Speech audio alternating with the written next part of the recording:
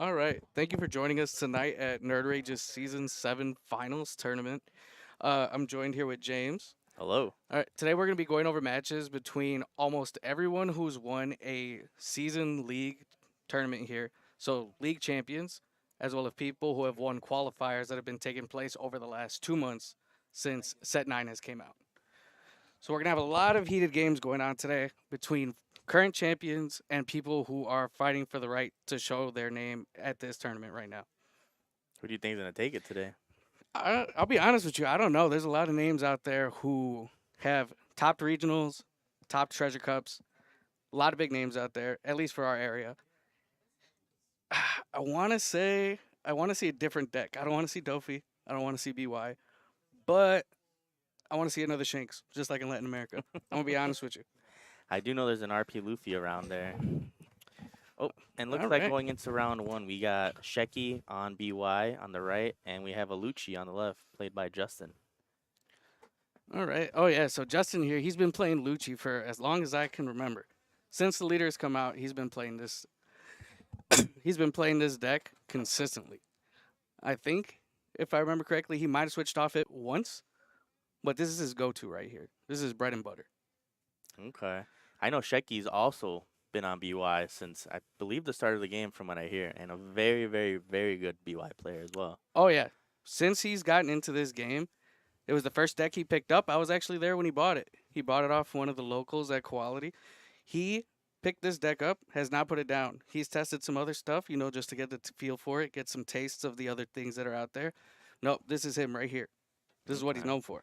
And you do see Justin looks like he took second, which is taking the curve away from the BY player, which is what you want to do in this Mm. matchup here.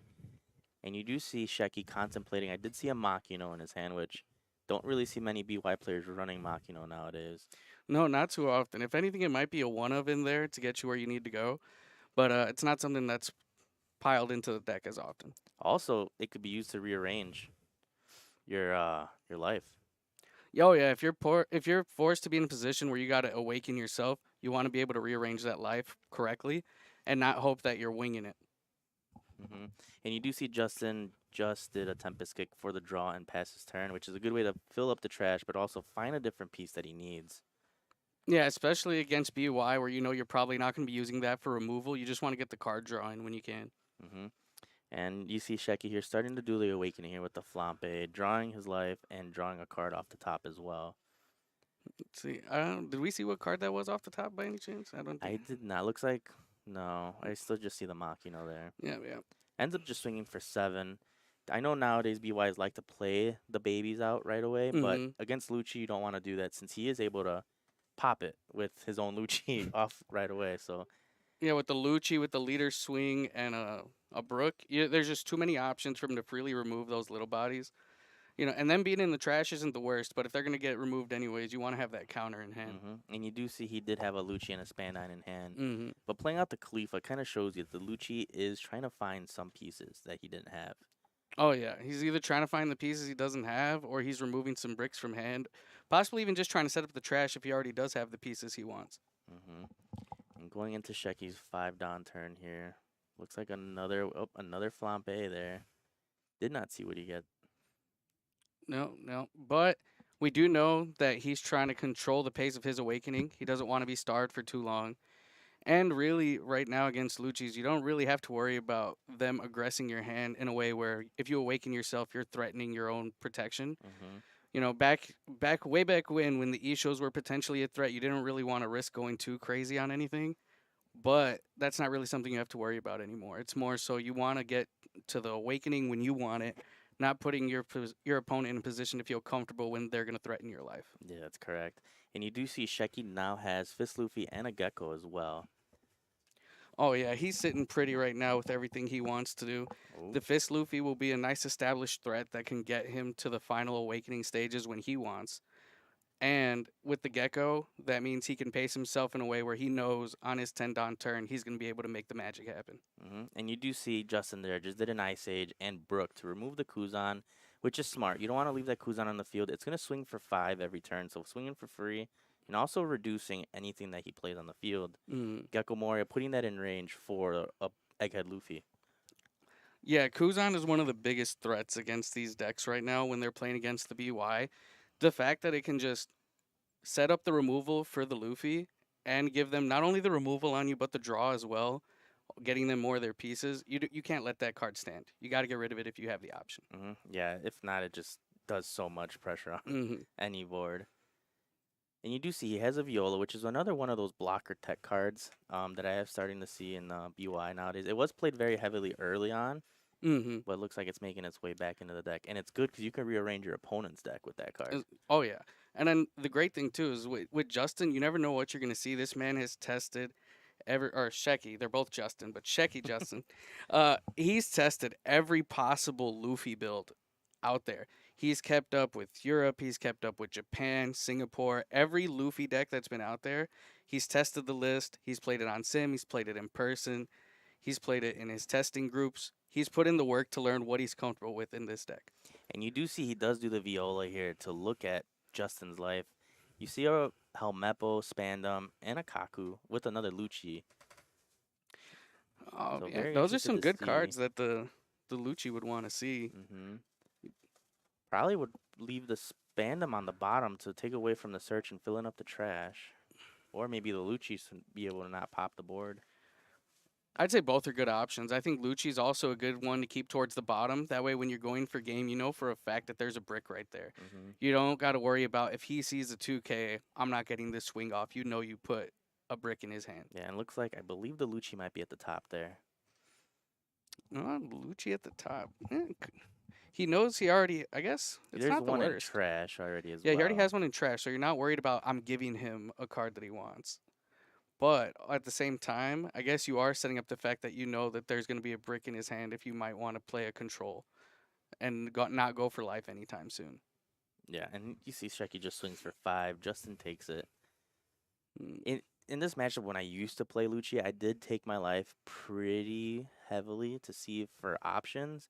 And I believe around 2, 3 life, I started Rebeccaing up if I did have Oh it. yeah, you want to feel comfortable taking that first 1 or 2 life if you know you can set yourself up a defensive barrier after the fact. hmm So I don't know Justin's full hand right now, but hopefully he does have that Rebecca so he can set up that defensive wall, and he has the options available to him.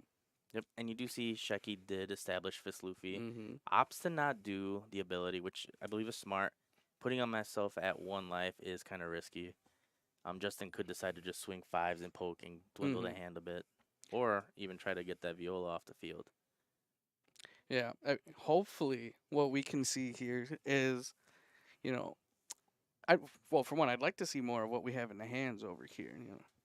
But hopefully, we can see the Lucci start to establish that defensive barrier we discussed earlier. Because now that Fist Luffy's come down, following that up with a Gecko turn or even some Sabos, hard played Sabos, if assuming the Luffy didn't have the Gecko, hmm it's gonna be a hard time for him. Knowing that that's gonna be an 8K swing next turn is very scary. Oh yeah, and it's one of those cards you want to get rid of. So unfortunately, it's potentially sticking this turn is not Hmm. something Justin wants to let happen here.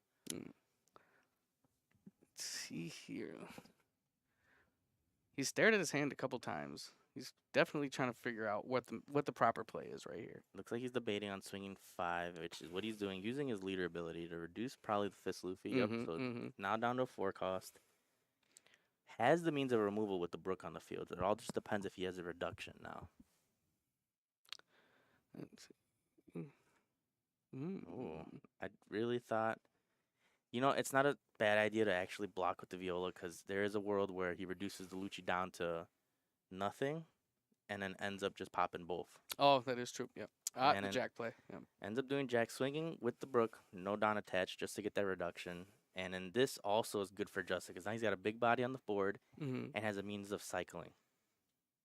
So you can now find pieces that like you see the Lucci just hit the trash from that Jack play that was in his life that Shecky set there. So this is exactly what Justin needs to kind of find these pieces.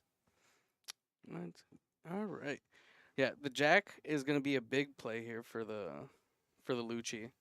If he gets that cycling off, if it stays alive, especially it was smart removing that Kuzan early on in the game Because if that Kuzan was still sticking right now and this Jack was removed or had the potential to be removed, it could be a very detrimental turn for the Lucci. Yeah. And you do see Sheki just did another flampe. Did see a Hiyori in his hand. Might Mm. be contemplating on setting up a Hiyori play here with a big brother from the hand. He does have a lot of the little brothers, three brothers there, so he has options here, All right, looks like we're gonna go for the Makino. which Ooh. is interesting. It does save him a Don compared to using the Mm-hmm. Hiyori, so I do see why he did it. Yeah, because it does let him do, if he wanted to, the leader effect plus 2 littles. But we see Hmm. he's opting to go for the Searchy here. That's why he was trying to save the extra Don. And he's potentially trying to find a Sabo, which I believe he just found. Yep, Yes, he there did. goes the Sabo. So Oh, Manga Sabo. Very now he's gonna nice. start chaining the Sabos here and start having the protection, so won't be able to pop his board. All right, so we should start seeing that comboing happening right now. Yep, there Yep. he goes. Pitches the Sabo, puts the Sabo and the Fist Luffy back into his life. All right, and then with the Sabo, let him get some cycling and hopefully put some of those little brothers in the graveyard if needed and potentially see better things from his deck. I believe he's just gonna cycle out the Kuzans. Mm, Why? I believe he's gonna cycle those out, get the bricks out, and find that's some fair. different type of It will give counter. him the potential for value gecko turns in the future too. Because he did waste a lot of 2Ks himself to get Yeah, to he did Awaken. play So all of his flampes, or 3 three at least. Flampes and a Machino. So Yeah, yeah, I believe he's just gonna try to get some type of counter here, which I think is the better play. definitely. All right, and so let's see. He's really thinking about it. I'm gonna get the Sao off. All right, what would you be looking here in this position? Like, I know you want to cycle through the Kuzans, get those out, but what would you be hoping to see from these 2 draws right now? Potentially a Gecko. Mm-hmm. Now he's at the point where he could just start bringing the two brothers back and continue the Sabo Mm-hmm. Luffy cycle, whether it's the Egghead Luffy or not. Mm-hmm. Um, I was gonna ask you, a lot of the BYs nowadays started sticking to like a 9K one life if they're able to. Mm-hmm. In the Lucci matchup, are BYs afraid to get all the way down and just stick to 9K no life? There are no unblockable cards that Dofi has. No, I don't. Me personally, I don't think I would be afraid of it. Just there's what, especially if you're training the Sabos, right? Hmm. Because now the removal's not happening. You need the Lucci's gonna have to either establish big bodies or commit all their Dawn to swing in order for me to be, at me if I was a BY player to feel threatened at 0 life. Especially, I get that Sheki has used a lot of his 2Ks, which that would make a lot of people feel safe just swinging once you get to a certain point. But he's not used all of his 2Ks, right? And Hmm. then, like you said, there's no unblockable. There's nothing for me to be afraid of being at 0 life for. That is true, but it looks like Sheki's opting to stay with one life here and did it the right way, playing out the baby Luffy and then revealing the big Sabo. So now the Mm-hmm. baby Luffy has protection and cannot be popped by the Lucci player here. Yep, definitely a smart move, and this will actually help him chain to the 9K 1 life leader next turn if he Hmm. wants to. If the life sticks. Mm-hmm. He's currently sitting at a 7K leader, which is good for him. He was going to have to invest on in his leader Brook and his Khalifa if he wants to swing. The Jack can swing for free, but it's just a 2K out for Sheki if he just swings with no Don attached. Correct. And also, depending on Justin's hand, we might just be seeing that Jack goes sideways just for a cycle. He might need to be looking for something right now, um, especially if he knows that the swing, it's not going to give him too much value. He might get the blocker, but assume we got at this point with how many cards Sheki has seen, we got to assume if we're Justin that he has the gecko no matter what. Hmm. Like we saw that off the Sabo, he got a Rygo, and he also got a Garp. So he didn't see any more big brothers, but now he has the Rygo for potential removal of this Jack or any other body. Or like let's say Justin were to drop his own gecko right now, that's not sticking very long. No, it's not. Unless he starts chaining. Yeah, no, that gecko's not sticking. And that's where Justin's got to think about. I don't think he has a Rebecca in the trash. So if he's trying to do a Moria combo, Mm. what will he bring out? Is he just going to bring out the Lucci, not pop anything on the field since it has the Sabo effect? See, I I don't think, depending on what he's looking at in his hand right now, what his game plan is, it's not the worst to play it for no effect and just start establishing bodies that have, the 6K and above power where you don't have to commit as much Don for swings. But we just have to, it all depends on what his game plan is here. We don't know what's going on in the mind of Justin at the moment. Yep, and it looks like he's opting to swing for 7, milling up Moria and a Tempest kick, which is the unfortunate thing with That's Lucci. very unfortunate. Oh, that's not a mill you want to see at all from the Lucci. Mm-mm. Now, Shecky, on the other hand, he's probably a little excited on the inside seeing that Moria and the Tempest kick go to the trash. Oh yeah, and he ends up giving him a 1K counter the Nami, another one of those tech cards blocker that you've been Hmm. seeing. Oh, yeah, the blocker as well as the draw if you have the Mm-hmm. body on board. You never want to turn down draw as BY. You get to see your pieces without the risk of that searching gives you of bottom decking what you might need. And, being a 9K leader with that many cards in hand, it's never a bad feeling. No, not at all. And you do see Justin ends up swinging 8 with that jack. Shecky giving him the Sabo, potentially because he's going to just chain that one Sabo Oh, here. yeah. He's like, it's okay. It'll be back. Don't worry about that. And you do see Justin ends up opting to do the Moria to Lucci Spandum play here. Potentially Mm. looking for counter and only being able to grab a 2K from that search. Dropping in this position for the Lucci, dropping a Gecko and not getting a blocker out of it, the Rebecca, it's not great. You're already at 2 health. Like, yes, everything on Shecky's board is very small right now, but that leader swing is going to be deadly if he boosts at the moment. It is. It is. And yeah, at this point, Justin just has to rely on whatever counter he has in his hand. Not even a Sabo, which is very unfortunate either. Oh, no. Yeah.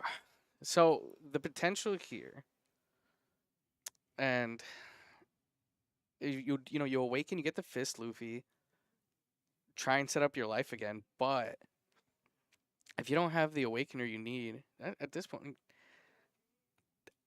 I'm not the expert here on BY, but I don't know if he's debating on searching. Otherwise, you'd think he would just drop the Gecko play already. Yeah. But again, I'm not a BY player myself, so I'm not in the right mind space for that. I don't know where the perfect lines are for this. But I don't know if he has another big brother in his hand to pitch. That's the situation that Shecky might be in currently. Yeah. Not having a big brother to pitch, you're only gonna put that Sabo back into life, which is a really sticky situation there. So he's sitting on a Rygo. He's sitting on a Garp. We have the Gecko, and the problem is, like you said, with no big brother, there's not too many options at the moment, and Hiyori as well. So that's the other card we saw. The potential here, I think, is to just awaken, use the Fist Luffy, and if you have the setup for your life, you might use the Fist Luffy ability to draw here.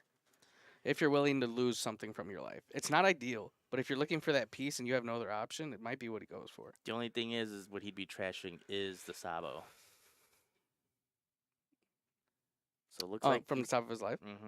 I don't think he has another big brother in the trash. Just the Sabo there. Oh no, you're right. It is all the littles. And nothing in hand. No, you so don't want to trash that. So you don't want to bottom deck that Sabo. At best, I do see him bringing out the Nami, which will activate the ability since the Moria will hit the field, and bring out the baby Sabo as well, leaving him at a 1 life with 2 blockers at least. 1 life with 2 blockers is not the worst here. Or no life with 2 blockers, I mean. Oh, you're right. Again, because we just discussed that one big brother. Yep. Which is a little risky because now just inside of the field, he has a Jack and the Moria with the Lucci. If he only stays at a 7, Lucci can swing with 1 Don attached. Oh, and he just got another little Sabo off the draw here. Looks like he might pitch the Rygo there. Let's see. Yeah, I think the Rygo, ideally in this position, I think you don't really have any other option. Just for the fact of, you need to get rid of the brick. You need the counter if you're going to be at 9 life, 1 blocker. Because right now, Justin already has 2 swings that can swing at your life for only 1 Don commitment. Yep. The Gecko's in a swing for free. He's obviously not going to pop anything with that Jack, so that Jack's going to be coming at your neck. Yeah, definitely forgot that he is going to be a 9K, not a 7, so it's actually a better situation. And you do see he ends up pitching a Sabo and an Egghead Luffy, so now finally finding those bigger 3 brothers. Oh, yeah, the trash is set up. The next turn, he has a bunch of the little brothers. He doesn't need the gecko to be that boosted leader. Obviously, you want to drop the gecko, Hmm. but he can set up the chaining 9K, which could, if he's chaining these sabos, he's gonna see those other geckos. Oh yeah. So yeah, no need for a Moria this next turn. Could actually just swing tall with everything if he really wanted to. Let's see how many cards do we see Justin sitting on right now. Shecky, oh, that's a good chunk of cards. Looks like he's got 6. 6 cards. So actually He has at not least one that 2K. much. Yeah. Yeah, a lot of 1Ks there. But again, 2 blockers. Looks like he's swinging with the Moria here for 9. Yep, ends up giving him a 1K there. 2 blockers, 1K leader, or 2 blockers, 9K leader. All those 1Ks in hand essentially just make you invincible for the turn. Too much Don needs to be committed by the Lucci in order to come at you. And unfortunately for the Lucci, nothing is sideways on Shecky's board in order for him to just try and get some board control out of this. Oh yeah. And looks like Justin might be contemplating on just poking here. Very difficult spot here. Because Shecky's pretty much set up to just start swinging lethal at Justin. Oh yeah, Shecky's board state right now makes him a severe threat for Justin unless he can get some kind of advantage here where Shecky will not feel safe going for it. Realistically though, I don't see a world where that can happen at the moment just for the fact of this is a saboed board. And a saboed board is just the most sad thing you can see as a mono black player. Like even if you have the tech cards of trash instead of KO, it's not much. No. It's not much, and it commits way too much Don. And not only that, they need to be set up turn prior. Mm-hmm.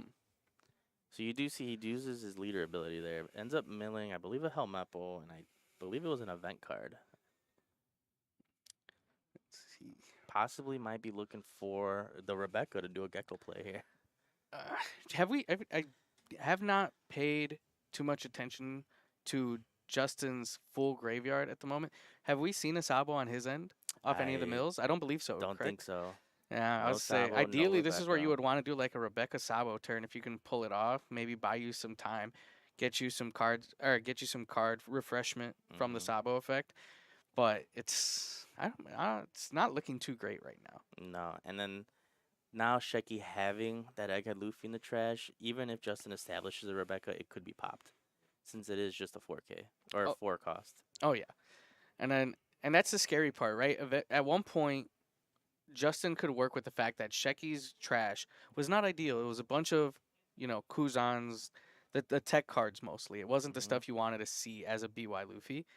And we see the Kaido drop down. And this is one of those techs that Lucci started to play Mm. specifically for Blackbeard, but also for this BY matchup as well. Oh, removing the Gecko is phenomenal in this position just because, yes, the threat of lethal is still lingering in the air, but it doesn't feel as strong at the moment. And you do see, looks like he does have a Rebecca in hand, actually. Oh, Justin. if he can if he can survive this next turn by Justin, or by Shecky, depending on what Shecky chooses to do here, he could potentially be putting himself in a great position of chaining Rebecca Sabos with 3 big bodies on board. hmm And you do see he ends up using the Luffy ability to get him that plus 2K. So now he's going to be swinging for 8. Attaching a Don. Looks like he's going to use his leader ability here. And does have the brothers to just get himself to a 9K leader. 9K leader, as well as the fact of the Don, if the Don he doesn't commit to a play this turn, could be extra swings. Yep. And That Garp could put in work right the here. Garp could put in work. It's not something that, unfortunately, a lot of people don't respect the little bodies in matchups like this. They see the big bodies, the little one just becomes a blur in the headlights, so to speak. And then all of a sudden you have a 5 or 6K Garp swing coming at you, and you're like, well, I didn't really calculate for that one. So I guess Sometimes they got, as a Blackbeard player, if my Doc Q sticks, I'm swinging 7 with it. Don't care. It's going to put in some type of work for me. funny enough that has happened to me against Blackbeard. I was so focused on those 10 drops just staring me down that I'm like, all right, if I can take just these 2 life and guard out of the last one, if I see the right amount of 2Ks, I'm good. Nope. Nope, 5K Doc Q swing is what cost me the game. And people don't expect it. And you do see Shecky opts to do leader ability, doing, I believe it was a Luffy and a Sabo, Mm-hmm. and revealing the Egghead Luffy, which can now be used to pop the Lucci and get a draw, force counter. but also buffs the leader up and could potentially bring out that Sabo here as well to protect the board, just in case he doesn't try to go lethal this turn. Yeah, and even if he chooses not to use the popping and draw of the Rocket Luffy, he could just play over the Garp, and now he has 4. He would have 4 brothers on board for the next turn. Hmm. All right, he is choosing to go for the pop, removing the Lucci, which is not bad because now you're removing one of the potential swings that doesn't require a lot of Don. Yeah, sure, the Brook is still there, but how much Don can you really put on Brook and still threaten lethal? Yep, Not much. he's only gonna be able to put 5 and then at best swing another 9K with his Lucci leader, leaving the Jack not able to swing. Mm. So Justin's gonna have to attempt to go lethal with the 4 bodies that he has, going over 3 blockers. So Sheki is sitting real pretty right here. I've never. This is one of the most comfortable situations I feel like a BY player could be in. He is down to only a handful of cards in hand, but 9K leader and 3 blockers, you're not too worried at that point. Mm-mm, not at all. And he still has 4 Dawn left. Potential Garp swing? You know, it's not the worst. Like I said, at this point, taking any cards out of the Lucci's hand is great. Or, Lucci does run a lot of bricks, sadly. As a Lucci player myself, I've lost games with 7 cards in hand, and I only had 1K counter. That Garp swing could take that last life. Potentially, yeah, if he counters out of this 11. If not, all of it's going to go on that Luffy and swing for 12. Which is also not a bad play. No, not at all. But Justin looks like he does have a lot of counter in hand. Being able to cycle out with that Jack. And here comes the 12K swing with the Luffy. Is this game here? All right. Let's see what's coming out of Justin's hand here. 2, 7, 9, 11, 13. 13. He gets out of it. Still with a nice, sack of cards in hand. Yeah, 6 cards in hand. You see Sheki keeping track there. Oh, man. Oh, look at that. Helping us at the same time. Yeah, What a gentleman. What a gentleman. But now Justin has to go for game here. Has 3 blockers on Sheki's side of the field. 1 swing needs to connect. I believe he only has 3 cards in hand. So there is a chance. Very slim. But it all just depends on how he decides to swing out here. Yeah, it all depends on the numbers. And it's so unfortunate having to swing at a 9K leader. Just so much Don needs to be committed. And it looks like he's opting to swing 8 at the Luffy first. Interesting. There is a world where he starts chaining the Rebeccas here. It is possible. But when you know that the Rocket Luffy's in trash, unless you have that Sabo guarantee. Oh, maybe it's actually potentially. We have not seen his full hand. It's potential that there's already a Sabo in the hand. If he can rechain Rebecca Sabos and use that Rebecca to grab a 2K instead of the Sabo, it might be putting him in a more ideal position. Yep, and then you do see he's opting to just continue to put pressure on this Luffy here. Oh, and we see the 2K come out. Does he swing 10? Yep. This is for sure getting rid of the Luffy unless he blocks. I think at this point, yeah, you definitely block. You use the Nami. 10 Don left. Potential Rebecca Sabo, if he's got it. All right. Oh, 9 Don. 9 Don. Oh, yeah, 9. That's still a Rebecca Sabo. Oh, that's definitely the Rebecca Sabo. If I see a Lucci's leaving 9 Don up, I'm assuming Rebecca Sabo is coming out. The only other option I think that goes on here is another Kaido play, but then he loses the turn. He loses the game the next turn. It comes down to this turn and how much counter he has, because at best, he gets out of 2 swings, and Sheki will have 5 potential swings with the Garp. Going back to that little Garp there. Yeah, if you're Sheki, depending on how many 2Ks we're seeing in the Lucci's trash, is what I believe he's doing right now. That Garp is swinging. If you know, you just need that one more swing to go off. And you do see the Rebecca going off. He's going to grab a 2K, assuming he has a Sabo in hand. Ends up grabbing the Khalifa. Maybe another Rebecca. Oh, nope. Oh, there yep, goes Rebecca the Sabo. Yep. Oh, depending on what's in the hand here, if there's more Rebeccas, we might see the chain. So you do see the Moria and the Tempest kick. So removing those bricks from hand, ideal. But only got 2 1Ks out of that. So still better than the 2 bricks that he had. But not much counter. Oh, yeah. This puts him in a position of not being afraid of Sheki's swings unless those Sabos start to go sideways. If those Sabos go sideways, yes. All right. We're going to start seeing this 7 with a Sabo first. Yep. Oh, Yep. he's going for it. He's going lethal here. All right. Let's see what comes out of Justin's hand over here. Looks like he does have the Khalifa and a 1K like stated. So gets out of the first swing, Mm-hmm. no problem. I believe 3 cards in hand left. Opts to swing another 7 with the Sabo. Mm. Then the Luffy is going to be a free 8K swing, no Don commitment. So he has to decide if he can guard the other swings, potentially what he has with his hand right now, Mm-hmm. or if he needs to save the blockers.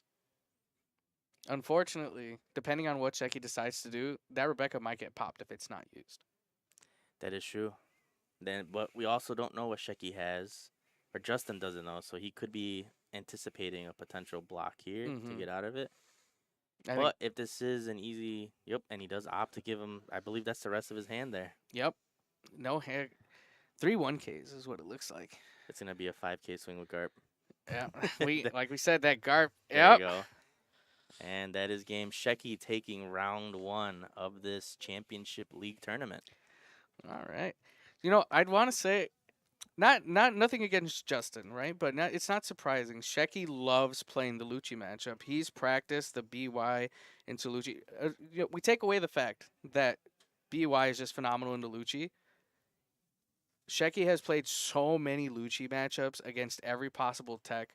He tests and crosses Discord against some of the best Lucci Hmm. players in the country. He's confident in these matchups. As he should. There was also a point where Sheki did have nothing in trash, and that could have been the time for Justin to take advantage of it. However, him not being able to see his pieces, because he was also fishing Oh, a with the lot of fishing was Khalifa, coming out on so both sides. Yeah. that's just unfortunate for the Lucci player there. Hmm. But obviously, again, Sheki using a lot of those tech cards that we did see, and just goes to show you how much knowledge he has. I would forget to play the little baby and then use the Sabo ability. Oh yeah, his sequencing with this deck is pretty much immaculate. He's done he's done the hours. If there's anyone that has questions about BY, they can come to this man. When I was learning BY, either trying to learn the deck or the matchup, him and my friend Alex were the main ones I was going to outside of, the big name YouTubers, big name content creators Hmm. sharing their information. Yeah.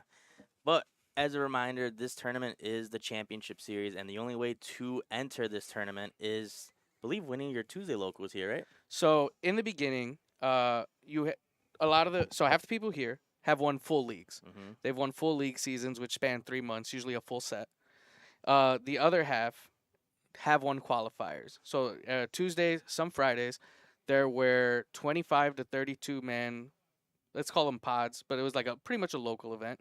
Mm-hmm. First place got their invite. If you won that event, you got your invite to this event, and you had to start practicing because you knew everyone here has either won a full league or also earned their invite just like you did. So these are a lot of hours put in by each player. A lot of these players grind the sim. They're in playtesting groups. They're in the discords. You'll see their names at the top of regionals, treasure cups. There's no free games here. As we did see right there, Justin just got put through a gauntlet through the BY there.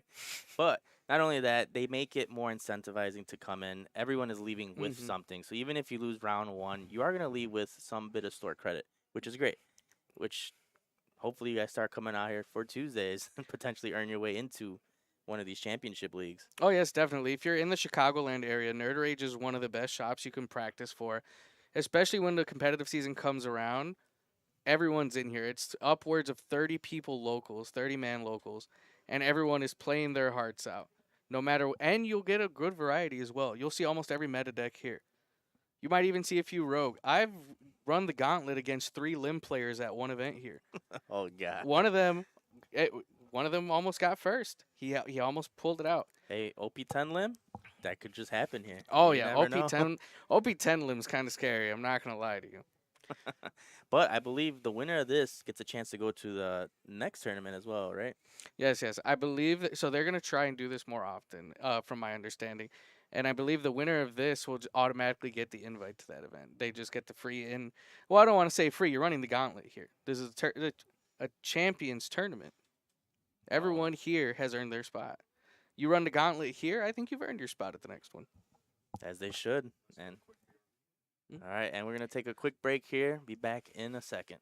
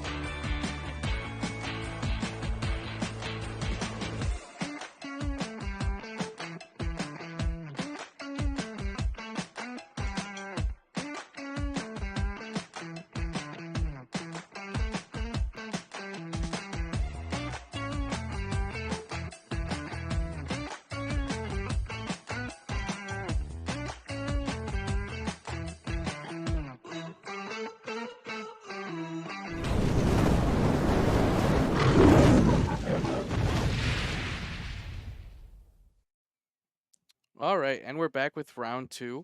So what's going to be happening here is we actually have a little bit of friendly fire coming up. We have Jordan playing against Jason, and they're both Nerd Rage sponsored players. Oh, They are teammates. really?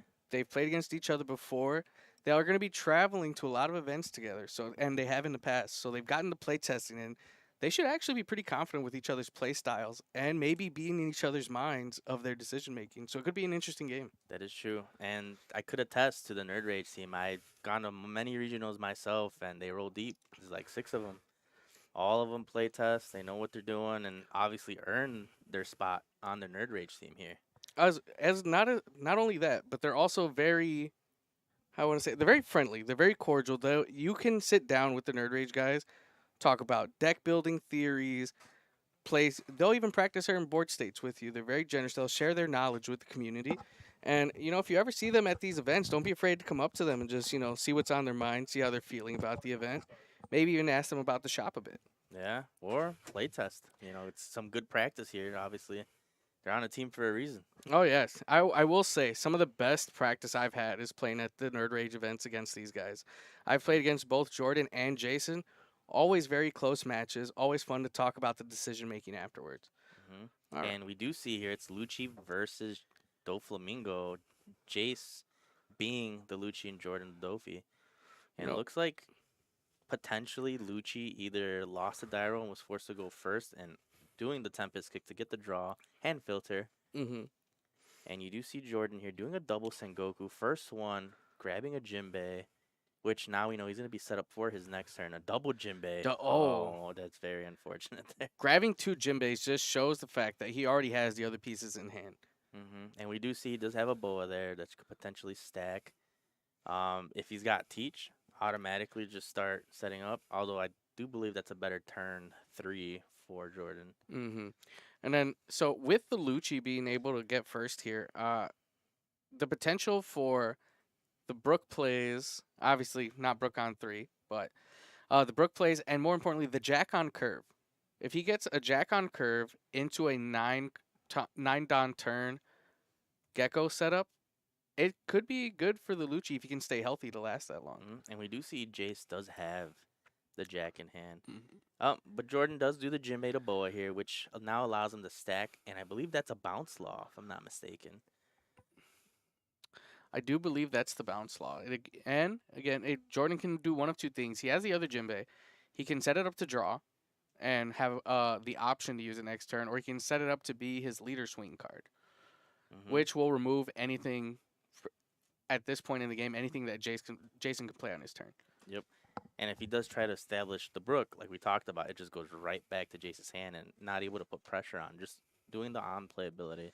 Yeah, knowing that, or not knowing whether or not the law can come down on you as the Lucci when you play that Brook, it's a little 50-50. You're like, if this sticks, it sticks, and it can be very deadly for the Dofi player. But if it bounces, it feels like a wasted turn. Yeah.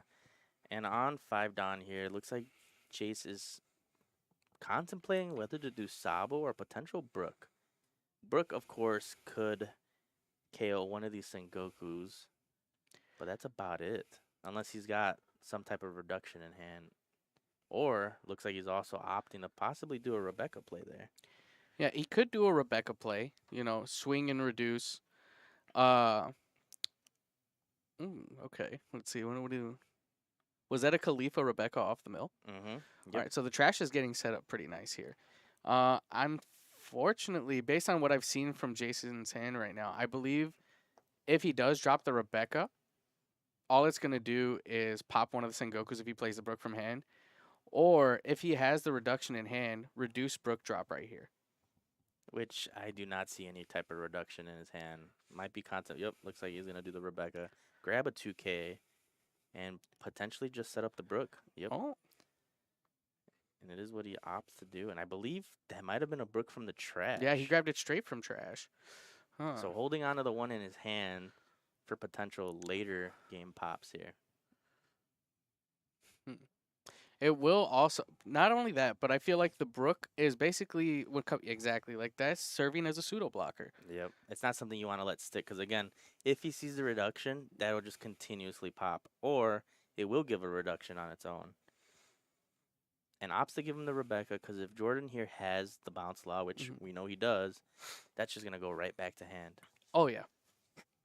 And then if he can, not only that, but if he can using the Rebecca to keep this Brook alive, if there's no bounce law and this Brook sticks and a second Brook comes down, he's in a very advantageous spot against the Dofi player. And looks like Jordan swung 6 at Jace's leader, giving him a 2K, and an opts to play a boa to restack the top. And looks like he's going to opt to do a leader ability here, swinging for 7 at the Brook. I believe it was the Brook. Nope. Y- Swinging 7 at leader, Yeah, bouncing the Brook with the bounce law, which yeah, is what you want to do in this matchup. As Dofi, you want to put so much pressure on the Lucci where it makes it so uncomfortable for them. yeah. You want them to feel pretty much on the ropes at all times. If you can get Lucci low enough, whether even if they have the Jack or the Gecko in this matchup, it won't matter. If they're too low and they commit to dropping that big body and doing nothing else, they might be hmm dead on the next turn. Yep. And you do see now he does have Ice Age in hand, which is what you wanted to see with that Brook the turn prior.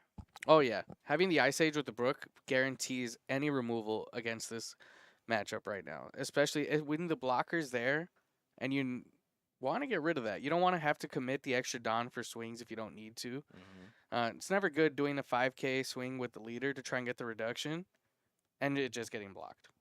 Yeah. But we are at the 7 Don turn where a Jack could be established here. But I don't think it's a good position to establish Jack.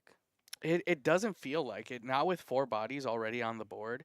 hmm I would say Jack would be a nice establishment here if you were able to keep control of the board in the beginning. Yeah. You don't have to do double removal every turn, but if you were removing something, it would feel safer. Yep. And he's opting to do the Ice Age to Brook here to pop the active. Oh, Lucci. He's going to Ooh. pop the Boa just on Mm. itself, which is not a bad play. You're establishing a 6K body that could put pressure on any of Jordan's characters. Again, only thing that's going to be able to stop this is the bounce law, which I don't see it in Jordan's hand. I don't believe he has another one. No. Well, as we no, we see the spread. He does not have it. He has a femur though. So if he can get that Lucci to 0, he's cooking with gas. He's sitting comfortably. And he gives them 3K in counter there, protecting, I believe it was the Jinbei or the bounce law. So, again, in this matchup, you do want to keep the board to continue to put the pressure on. Sitting at 4 life, Dofi's not afraid to take his life. They have a lot of counter they can get out Oh of it. yeah. I Dofi has so much counter in that deck. You think you're safe, and they're like, "Oh no, it was all 2Ks the whole time." Exactly. Jordan, I believe, is currently at his 8 Don turn. Could potentially do a Sengoku to find a bounce law to bounce the Lucci back, and it will take the pressure off of him the next turn. It will also allow him to bounce back the other law, and if he can just guarantee there's always one law in hand, Lucci is never in a comfortable spot with that. Nope. And he's opting to put pressure, swinging 7 with the Boa, 7 with the Jinbei. Jace taking that first swing. Looks like he's considering on countering out here. Yep. Ends up giving him a 2K and a 1K. And another 7. Third 7, the magic number here. hmm And again, if he takes his next hit off the leader swing, which he's probably going to use his leader ability, puts him in range for that femur this next turn.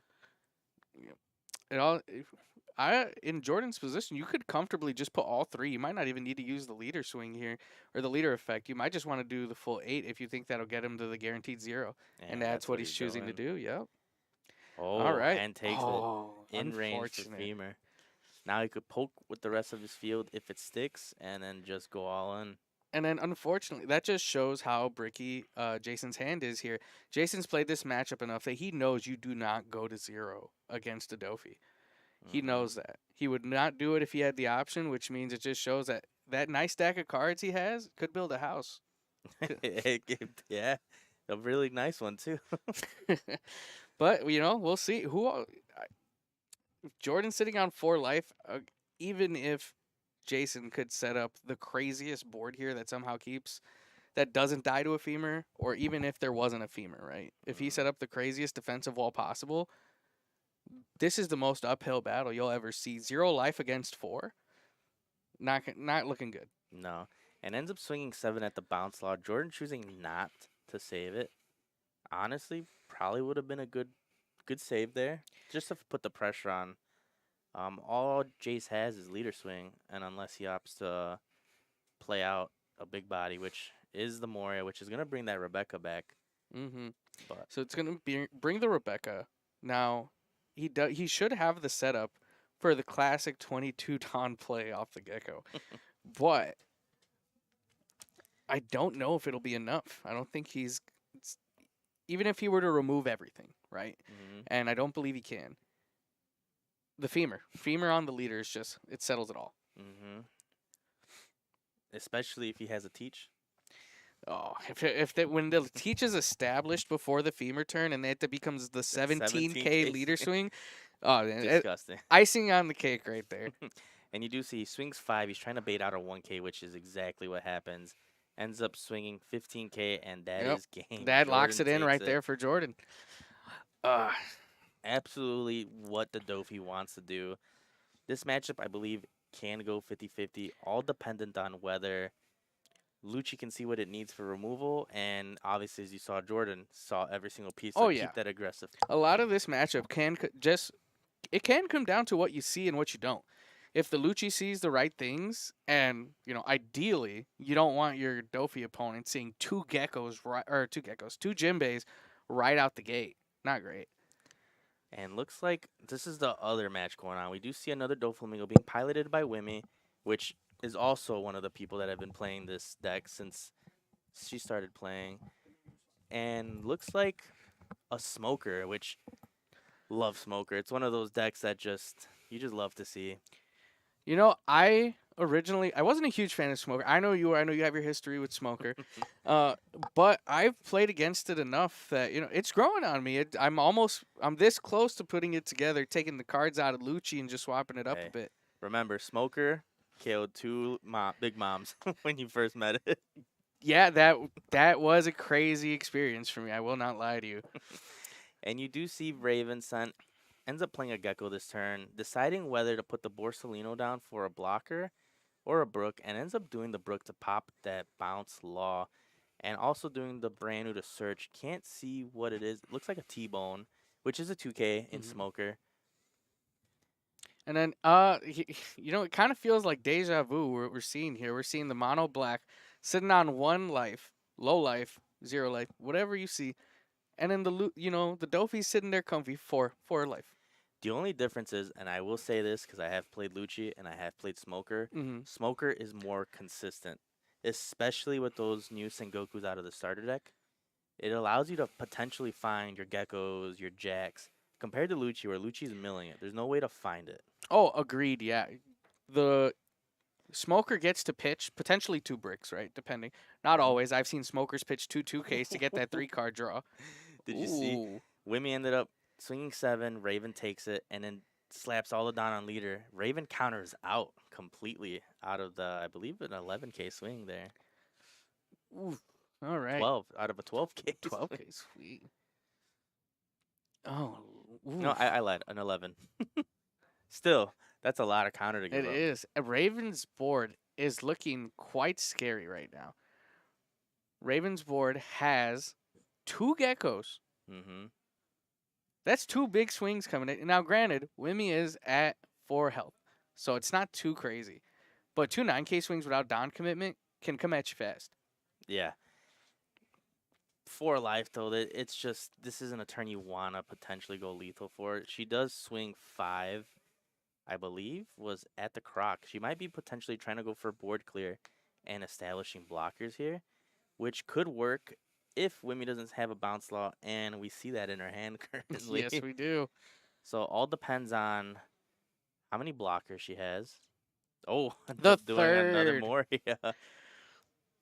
Always a fun time when you see the geckos chained against you. hmm And Raven looking for something to play. Looks like probably considering the Sengoku, which can only be activated if she pitches 3 other Navy cards, but opts to do the brand new. Potentially looking for counter, All right, we got it to Shigi off the brand new. which is not terrible, but she's sitting at, I believe, only 2 cards. At best, only has 4K counter. And honestly, I don't even think swinging was the correct move because if Wimmy did not have the bounce law, it could have found her the bounce law there if it was in life. But unfortunately, she does have the bounce law in hand and is gonna bounce itself to bounce the Borsellino back, and then slap everything on leader here. An And that 11, is yep. game. Only 10K encounter, 5K. Well, yeah, because Raven had 3 cards, correct? So Mm-hmm. even if it was all 2Ks, it doesn't get you there. It's unfortunate. Yeah, But actually, no, it would have because the Borsellino got bounced. that's where So the extra every yeah, 1K. yep, Yeah, every card would have needed to be a a 2K. 2K in Yeah, order for but Raven to we do survive that. see there 2 Doflamingos are making it on to the third round undefeated, Surprise, surprise. and Dopamine. that's where it strikes the conversation. Should it be hit on that ban list? That could be happening this weekend. You know, I was originally on the bounce law needs to be Mm-hmm. hit, and a lot of people were saying the Jimbei, but I think people need to realize the Jimbei's been there. Dofi Mm-hmm. didn't become a problem until the structure deck cards came out, Yep. but now after much discussion with a lot of people at different locals, I think I'm on the train of the 2 cost teach needs to go. I think everything else it's not unreasonable. It's still strong, right? Mm-hmm.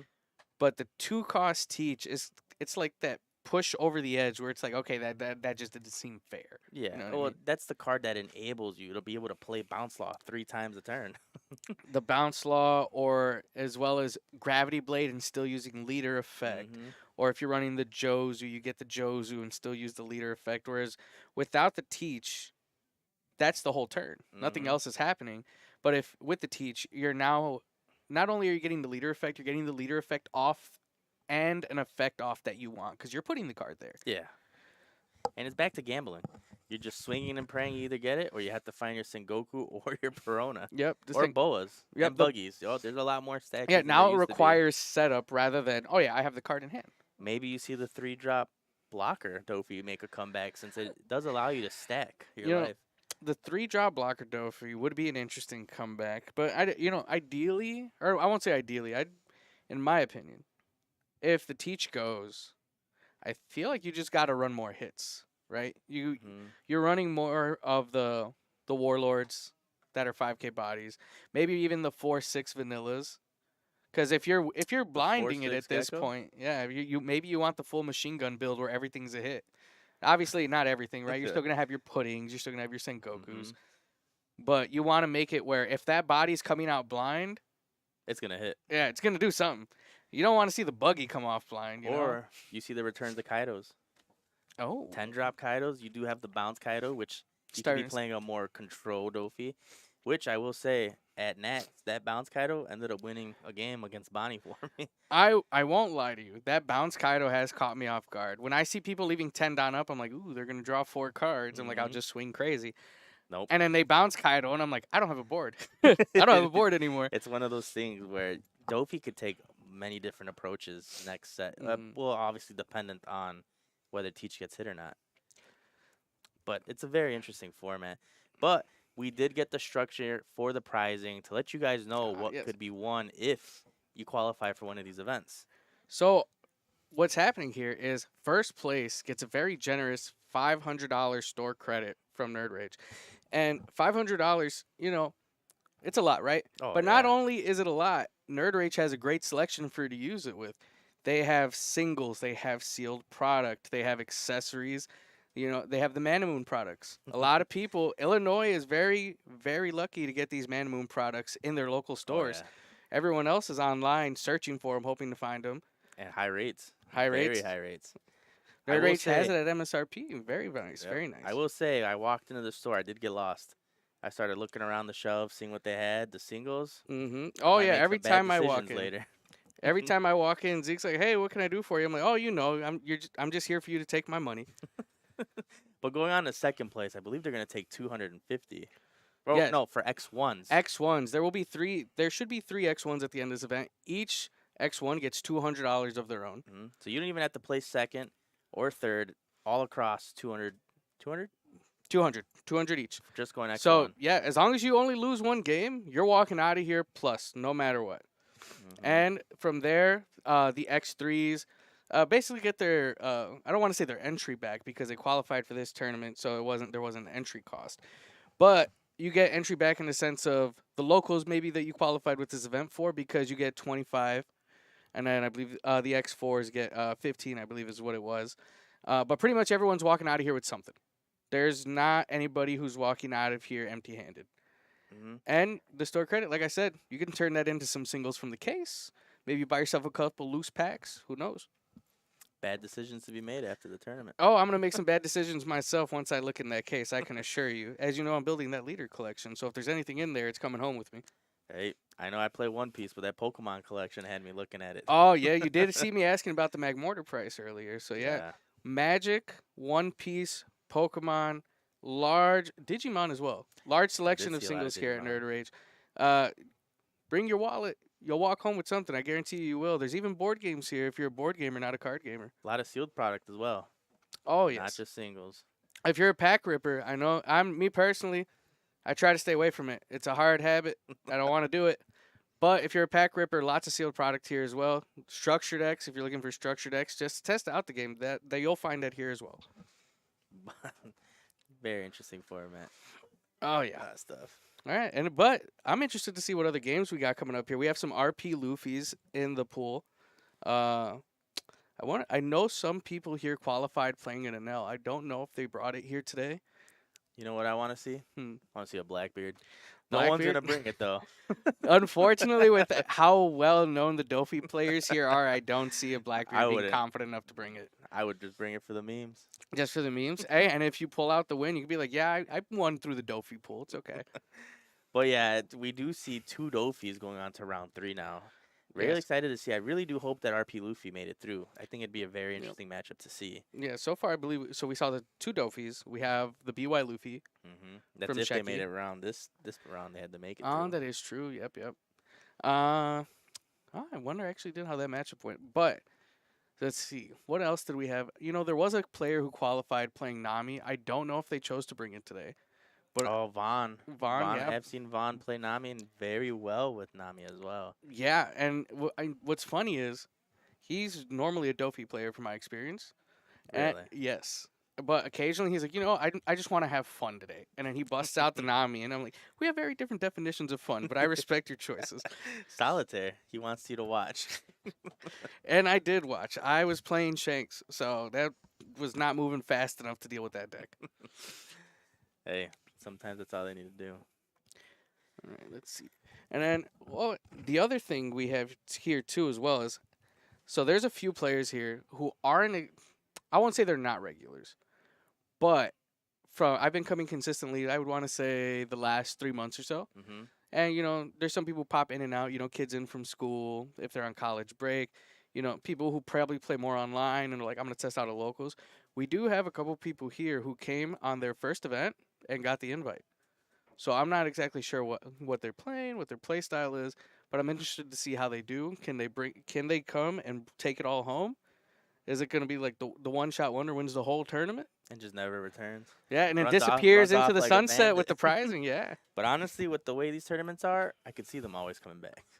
Oh, like I said, it's a little bit of a commute for me, but it's always worth it. The games are fun. It's the best practice, great prizing, and just the atmosphere overall. Players, the customers, the other players, and when I say players, I mean the sponsor players. Mm-hmm. The team players as well as the normal player base and the employees. All great spirits. Everyone's always fun, joking around. It's a community that cares about you. They celebrated birthdays here, you know. I can get a cake. Someone did bring a cake. One of the players did bring a cake and pizza, and we celebrated their birthday. It was a good time.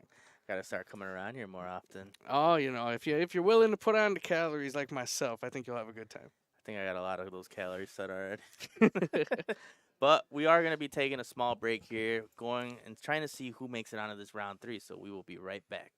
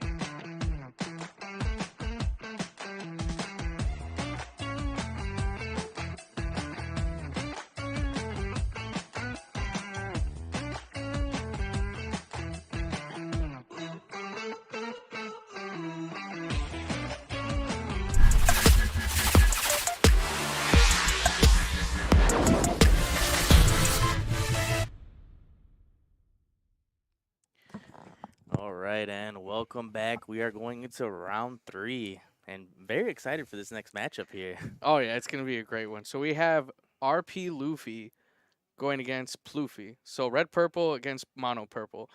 We have it's gonna be Eric on the red purple, ET found home, and Aya, or some people the locals know him as Tommy on hmm the purple Luffy. So this is gonna be an interesting matchup. Both very strong players here. And Tommy rocking the Altar buggies from OP2 here. Oh yeah, Tommy loves using the Altar buggy Don as Don.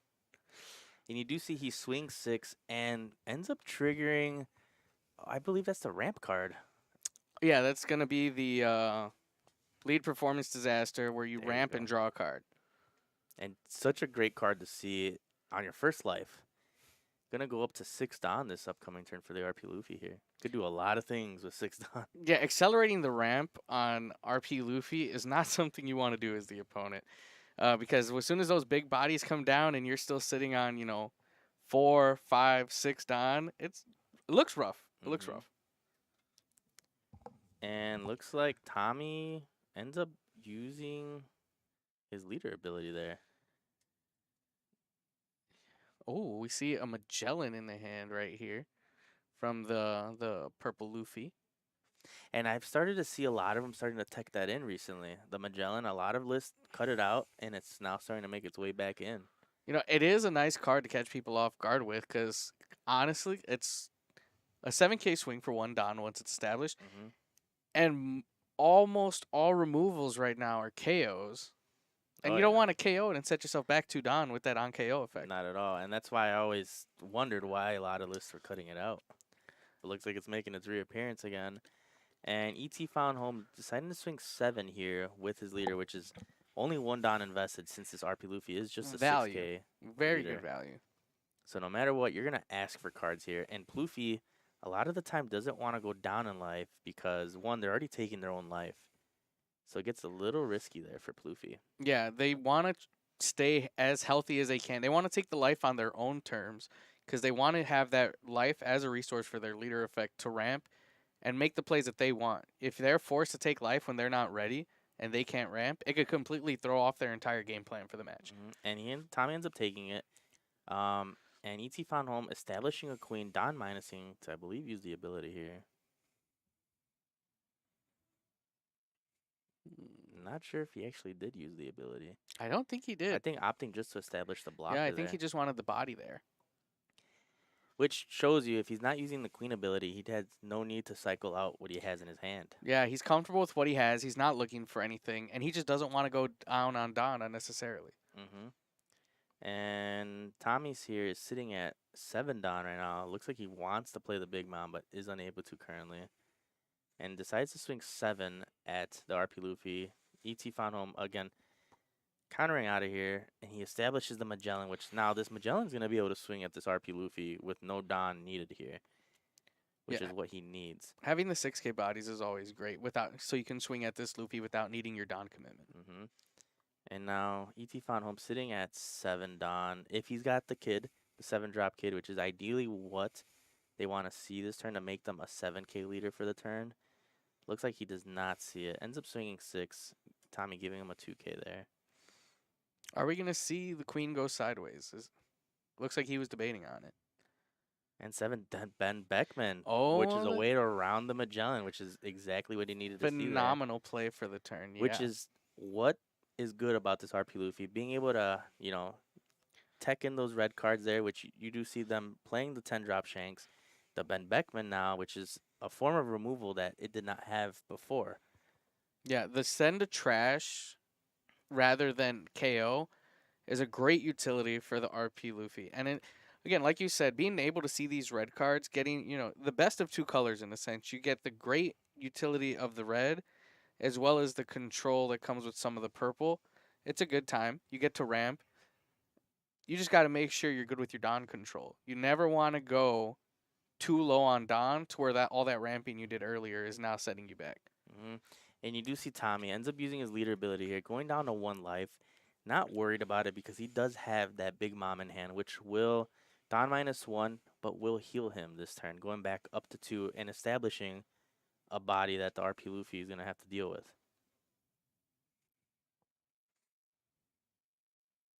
Looks like Tommy's debating on doing it actually. It's not the worst, Yep. you know. Oh, he was debating whether to use the alt art or the base rarity. Ah, I see, I see. Sometimes you do want to flex on people with the altar. Yep. And decides to play out the big mom again, doing the Don minus, and will heal here once the Don minus happens. Oh, he's also got a pitcher card, right? Yes, the cost is pitching. So no Don, Don minus though as well. Ends up pitching a Usahachi 2K, which is interesting. Shows him that he has a lot of counter in hand. Does not Yeah, mind getting rid of that it card. does show ET that there is a good amount of safety in what Tommy has in hand. Or, I mean, you also got to consider, we did see the Gum Gum Giant, right? Even if there isn't a lot of counter in hand, you just have to assume that what's in there is what's wanted. You value more the utility of what's in your hand right now more than the counter. And you do see ET Found Home starts off doing the ability there, swings 6, swings with the Ben Beckman. Tommy gives him the Nico Robin. And now he establishes the 9-drop Secret Rush Luffy, Don -1, draw a card, Mhm. and can swing now. So ends up clearing the Zoro Joro there, so leaving Tommy with only the Big Mom and just his leader swing here. Yep. Establishing a big body that's a rusher and draws you a card has got to feel nice for ET in this position. And considering he was a 3 health leader, he's at 2 health, but that's still pretty healthy in the grand picture of things. And he has 1 Don left, which can signify either a Rad Beam or a Gum Gum Giant. Gum Gum Giant being the better of the two. Yeah, and then the value from Gum Gum Giant, especially once you're in the later turns, is phenomenal. Because yes, it's at Don -2, but if you're already up in Don, you're gonna be at 10 again next turn anyways. And if you're not leader effect, you'll get there. But you also replace the cards that you played. You play the Gum Gum, you pitch a card, and you're drawing 2. You're not going down in cards at all. And a lot of time you're pitching a brick that you don't need, or like at this point, ET Found Home has a lead performance. Could just pitch that and potentially find another big body for the next turn, or more counter. Yeah, you're either going to draw into more counter, another threat, or more utility. There's a lot of toolbox cards in this deck that you're not, you'd be happy to see off the Gum Gum Giant. And here we see it come down now. Yep, and ends up using the other event card. I won't lie, I do not remember the name of that event card. Neither do I. I do know that it is a great ramp. And if he had seen that instead of the lead performance, I believe that card allows you to ramp 2 because if your opponent has the 6K body. Oof. And Tommy ends up establishing his own Secret Rush Luffy here. Swinging for 9, I believe. Yep, life. Ends up taking it. Your RP Luffy can actually stay around 1 life, no problems, to be honest there. Yeah, it has enough. Like you stated earlier, between the Gum Gum Giant and the Radical Beam, you're already a 6K leader, right? That already requires Don commitment in and of itself. But now you also have these great utility cards that can keep you healthy, keep you up on the defense. So you never want to go to 0 if you don't have to. But And you do see ET Found Home just started the turn, gets the 2 Don, and uses leader ability to go back up to 10 Don, since he did minus down to 7 using that Gum Gum Giant. it's like it never happened. Yep. And ends up swinging 9 to Tommy. Tommy takes it. Does have 1 up. We do see he has a Giant as well for potential cycling of the hand, and of course getting out of a big swing here. Yes, and it makes you wonder because there's different builds of this RP Luffy of what can possibly be coming down next. I'd say the purple Luffy is pretty established in its build, but I always like watching the RP Luffy because there's some tech choices in there that people choose to move around. There's the 2 different Shanks, the -1 Don across the board, the popping Shanks, and then there's the purple cards too. There might be the Rush Kaido. We don't know what could be coming. And looks like he's opting to swing 11K here with this Ben Beckman. And a potential other 9K with his leader. Leaving 3 Don up, I did see his hand. He has a Rad Beam. I saw another Giant. So the RP Luffy is sitting on a lot of counter right here. If it is going to be a 9K swing with the leader, I'm not. No, nothing. Obviously, he's making his decisions for a reason, I'm sure. I'm not a fan of the de-escalating swings where you start big and then go lower, because you're just leaving more potential for your opponent to counter out later on. Yep. That is true. You do want to swing it up because if he swung 9 with the leader, it would have required Tommy to do the giant and still pitch one extra card Mm-hmm. and still could have swung 11 with the Midden Beckman to Mm-hmm. potentially just get him down to no life. Yeah, and then when you're in situations like this, oh, we see the 3 2Ks come down here from Tommy. But when you're in a position like this, swinging like let's say the 11, right? If he needs to take the life for some reason or another, that just almost gives him the better chance for the 9 to be countered, right? You always want to go. Well, I won't say always, but in most scenarios, you want to start with the smaller swings. You get a judge of the hand, and then it helps you see how you're going to commit the Don later on. hmm And you do see Tommy swinging 9 at his leader. He ends up using the giant, pitching the lead performance disaster, and drawing 2 more cards. Still 2 down up, and we do see the rad beam, of course, and also gives him another 1K there.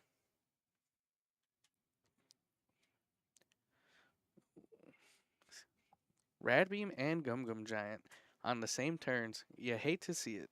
hmm Not as RP Luffy though. No, not at all. Not sure why he pitched the other 1K there for that Ben Beckman. Giant should have got his leader to at least a 10K. Oh, that Luffy is a 10K. Yep, Luffy's So a that is 10K. that is why he pitched the other one. Well, you do see Tommy doing the Onami, which is a pitch 1, draw 2. So a blocker, and again, being able to cycle out your hand and establishing the Zoro to find more counter here. So Tommy's starting to wall up here, playing more on the defense side. But now ET found home sitting at 10 down without using leader ability, I believe. So now this Mm-hmm. can allow him to play out one of these bodies, ramp that Don back, and have that utility for that one extra Don here. To have an 11 Don turn. Correct. Yeah. If he were to drop like a Sanji or anything that requires him to go down a Don, he can get it back quite easily. Let's see. So we're seeing a separation of the Don. So he might be planning out his swings here. Uh, we're not sure if he's trying to leave anything up yet. He has gone through 2 Gum Giants already. Oh, we see 3 going down. Oh, resting Ooh. the Nami with the Usahachi. Okay. And this is putting Tommy in a bad spot. Only 4 cards in hand, 1 Don up, potential Giant. Let's see. Oh, we left one of the cards on the table. So swinging 11K with the Luffy ends up taking the hit. No Giant by the looks of it. And it all comes down to a bluff, whether he has it or not. Does he swing another 9? Yep, 9. And then 11 with his leader? That'd be the better swings It would there. be the better swings here. You want to save the bigger swing for last. Yep, Oh, ends up getting. just So tosses the cards. RP Luffy ends up taking the win here. And it's always nice, everyone who was walking around today was saying they want to see the RP Luffy do well. Everyone was interested in seeing if the RP Luffy could take it home. So, they got what they wanted. Yeah, and he's 3-0 at this point going into the next round. And this is the other featured match that we have going on right now. It looks like Esteban, which is one of the NRG team players, playing Bonnie. And we have Kieran playing Shanks. And then, Esteban's known for his Bonnie. He's not put this deck down since the leader came out. I don't know if he's practiced the Shanks matchup much. Shanks isn't all too popular here at Nerd Rage. There are a couple people. But, right now we're going to see how he plays through it. Looks like we're sitting on a 2 life Shanks and a 0 life Bonnie. So it's not looking great. No, and looks like Kieran uses that new gate to pop the Cavendish, which is going to take away a lot of, momentum from Esteban. Swings the Shanks, uses his leader ability to rest the Rayleigh, and blocks with that Rosinante. And looks like Kieran here is just swinging with everything that he has. But Esteban's not in a good spot here. Looks like he has no life. Kieran's sitting on 2, and look at the board the Shanks has here. The board is quite scary. One, we have the 10-drop Shanks, which is reducing Esteban's whole board right now. Mm-hmm. We have a new gate, which if it's not using its effect to pop whatever it chooses, or well, not whatever it chooses, but a 5K or lower, that's an 8K swing coming at you. Yeah. And not only that, but having this 10-drop Shanks on the field, now all of Esteban's board is minus 1K. And there's also the Yasop with 1 Don on it. On attack will reduce another target by an additional 1K, which it's not like it's very control heavy right now in Kieran's favor. He has all the tools needed to just take this game however he wants. Does he want to keep controlling the board until he knows it's guaranteed game? Because Esteban does have a hefty hand right now. Mm-hmm. And looks like Esteban attempted to swing 5K at the Shanks. Kieran using his leader ability to give his leader a minus 1K free block. And now he chooses to establish a kid, probably going to play out that Rosinante as well, leaving one down up for his leader ability to attempt to make it through one more turn. You know, having the 8K body, 7K because Shanks is on Yep. board. That's forced to be attacked into, usually favorable for Bonnie, but with this board for the Shanks, it's not looking great. All of these bodies swing into that 8 cost kid, minus the Yasop for free. Mm-hmm. If the Yasop swings first, that kid is now a 6 cost or a 6K body. And not only that, he could have also swung with the Yasop, Mm-hmm. attaching a Don, reducing the kid another 1K, Mm-hmm. making it a little bit more awkward for Esteban. But he opts to do an Otama to bring the kid down another 2K, bringing it down to, I believe, a 5. Yeah, so And it then looks like he using was the going for the Newgate. Yeah. yeah, but the Rosinante protects it, seeing the pop, chooses to pop itself, which is where the ass hop swing would have been a little bit better, forcing him to have to throw counter at you, and you bring that kid a lot lower. Definitely, because I think what if potentially with that, what you could do is you could use the Newgate. Obviously not ideal, but you could use the Newgate to pop the Rosinante, and then all your swingers are going at the kid for free. Mm-hmm. Yeah, and you're dwindling the hand for Esteban here. Mm-hmm. So it looks like he's opting to swing 9 at the kid right now. Again, this kid is a 5K, so he's gonna need, yeah, 5K counter to get out of this. Mm-hmm. Because it was reduced 1 by the Shanks on board. Otama reduces it by another 2. No, he's swinging 11 actually. Oh, that is 11 So Dom. he's gonna need a lot of counter. Is he here. gonna commit to protecting this kid? This is the only thing saving him here. Not protecting this kid is not gonna get him through the next turn. But more importantly, he had the cards to do it. That is true, but now the kid's gone with this leader swing. The kid is definitely gone. But in an unfortunate situation here for Esteban, only having, I believe, 3 cards in hand, dropping all that counter to save the kid just for it to still go. All right, so we're gonna be sitting on a only Bonnie searcher for Esteban, which is not great. Not not against this board that's staring No. you down right now. Starting off with a 7K swing, we're gonna see how. Ooh, so that It's- was leader effect 2K. Yep. And that's all you could really do. Not sure what else he has. If he's got a lot of chump blockers, regardless of the fact he still had opposite swing with the Bonnie. Yeah. All right, and I believe earlier you guys saw we had the both players on camera. Unfortunately, for our second stream setup, the player camera is broken for player 2. That's why we have the Pikachu setup here. Uh, hopefully that'll be resolved for the next time. But we work with what we got here. Pikachu. We got the Van Gogh Pikachu. Van The Gogh. Van Gogh Pikachu. Esteban looking really nice in the camera today. Oh yeah. Classy hat he has there. Oh yeah. And actually, that's one of my chase cards, believe it or not. The Van Gogh That's Pikachu. such a nice card. I was supposed to get one. I ordered 2 of the journals from the Pokemon Center where you were supposed to get the promo. And promo ran out before my stuff got shipped.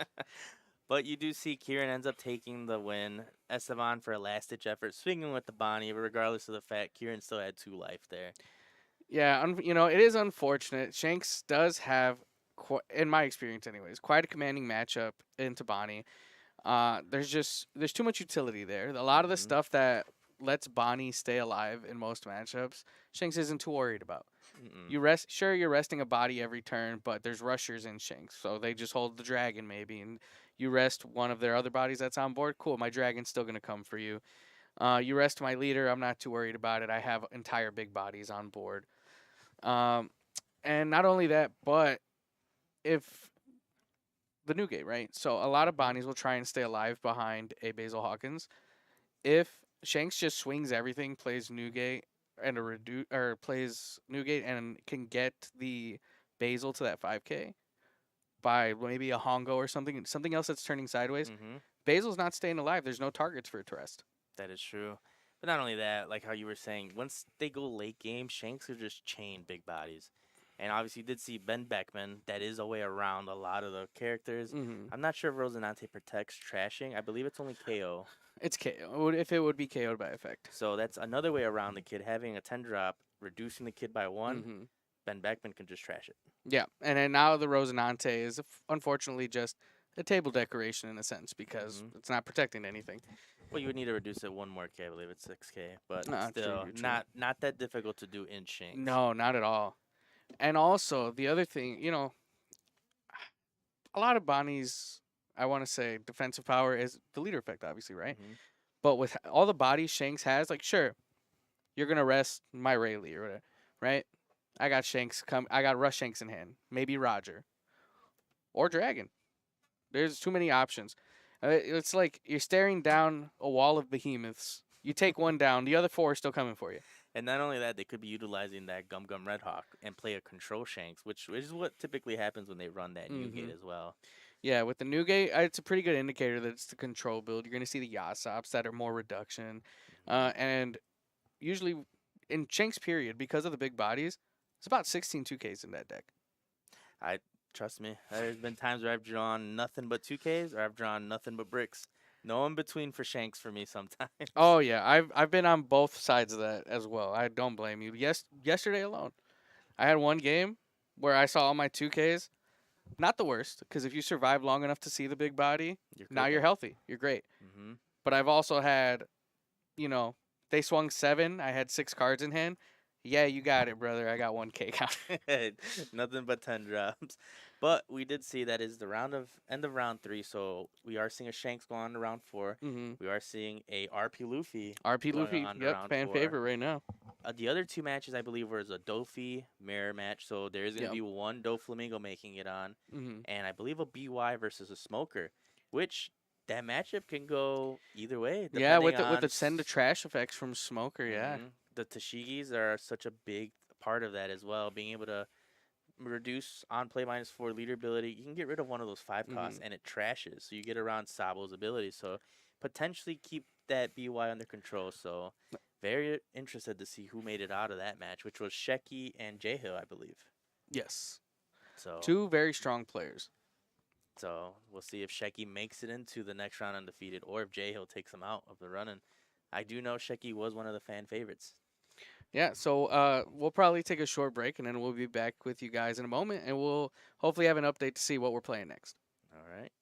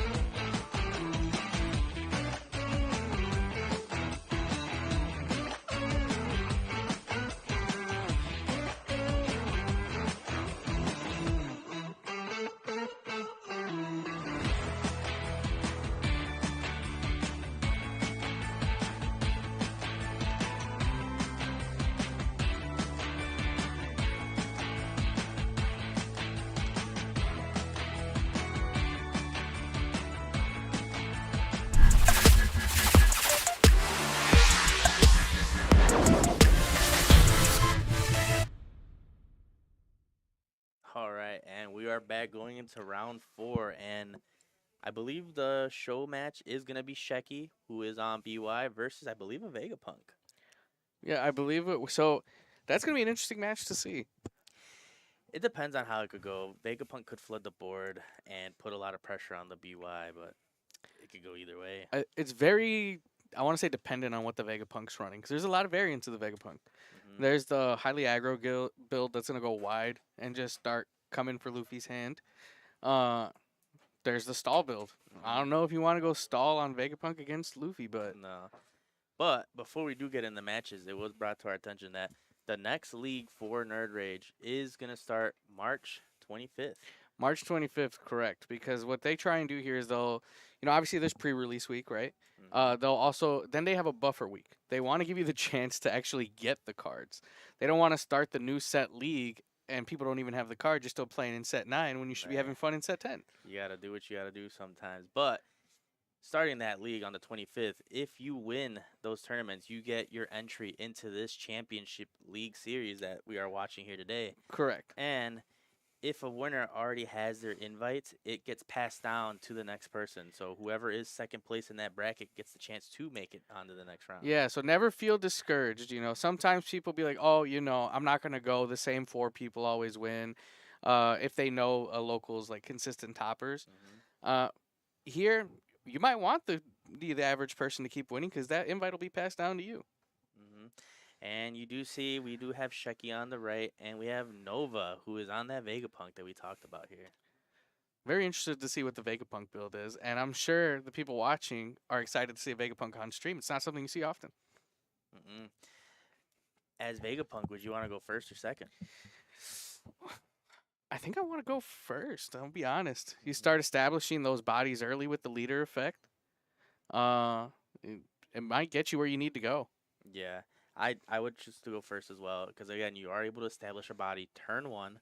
You take a hit if the BY even wants to swing at you. Potentially establish a second body from a Mm, trigger off a life, and then continue just to establish, go wide, and then just pressure the BY. And it comes down to whether or not Shecky as a BY player can take the aggressiveness coming from Nova and mm-hmm. be able to reestablish, or just gets outpaced by the Vegapunk here. Yeah, and the fact that Vegapunk is able to set up their own life, like if they know Shecky's gonna start swinging at them after a certain point, be like, I'm putting my shakas in my life. Now I have a blocker, or I'm putting my draw cards in life. You know, Hmm. there's a lot of things that can go on there that you got to play around, especially as the BY player. Yep, and it also just depends on the variation of Vegapunk that Nova is playing. Is it the stall, play out the big bodies, or is it the rush aggro version of it? So, very interested to see what list Nova is playing here. All right, so we are seeing some zero cost events in hand already, as well as the Rygos or the Kingdom Comes, as they're called in English, and I believe it was 2 Frankies. Yeah, and he opts to not do leader ability, which surprise. Even though he only has the Frankie in hand, I believe it's still an egg that could still be played off the leader ability. Yeah, it is Egghead. Now the problem, does the Egghead have to be a 5 cost? Because Frankie is a 4. I don't remember the full requirement. See, but either way, he could be potentially just trying to hold on to it for the 2K. All right, so we see a And Shaka come out. yep, so Sheki ended up passing. Nova does use his leader ability here to tap 1 down and play out Shaka, which is an egghead, which is a blocker, 5-6K stat line. Yes, yes. So Vegapunk can only play the 5 cost Eggheads. That So makes Frankie sense. is a 4. Does not meet the requirements to come off the Vegapunk leader. It's been a while since I've seen Vegapunk. You, I want to say it's been a while, but I've only ever seen it once. So It has been a while. yeah, And the one time I did see it, it was kind of as a Dofi player in that tournament. It felt like I was being bullied. A lot of removal for a 4K body or for 4 cost bodies in that deck. Yeah. You do see he is running the egghead stage, which I have not seen a lot of lists running anymore.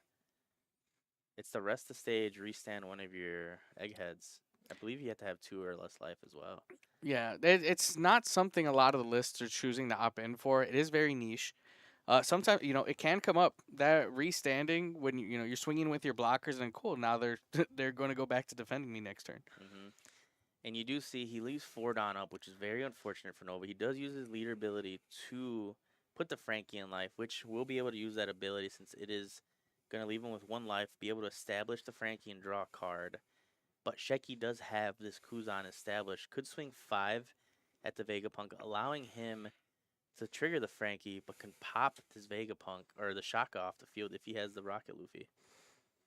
Yes, yes. And then, it's very scary. See, again, I feel like no matter what your deck is, seeing the BY drop that Kuzan, it just feels like a threat. It just, no matter what, because it's going to clear. It helps clear the big bodies, but when you're a low cost deck like Vegapunk or Dofi, it just makes the removal a lot easier. It just makes sure he gets there. And with Vegapunk, with your leader not being able to swing, you want to make sure you keep that board alive so you have actual threats to your opponent. Yeah. And you do see Sheki ends up swinging 6K at Nova. Swinging 6 because if he opts to swing or block with the Shaka, it is going to force him to still counter out with a 1K. But establishes the Fist Luffy and uses the ability to trash and draw from the Luffy, trying to get himself to awaken. Very unfortunate here for Nova that he is unable to put as much pressure as he would like to on the BY here. We do see he just got the 7 Mom. Could establish that to potentially heal 1, but as the BY would potentially just allow it to get trashed, I believe. Yeah, I feel like the BY, depending on what they're seeing in their hand, they're more than comfortable with you helping them awaken. hmm Especially if he has the little brother pieces to be able to do leader ability right away. And ends up playing out a Shocker for 5 and using his leader ability to play another Frankie into the top of his life.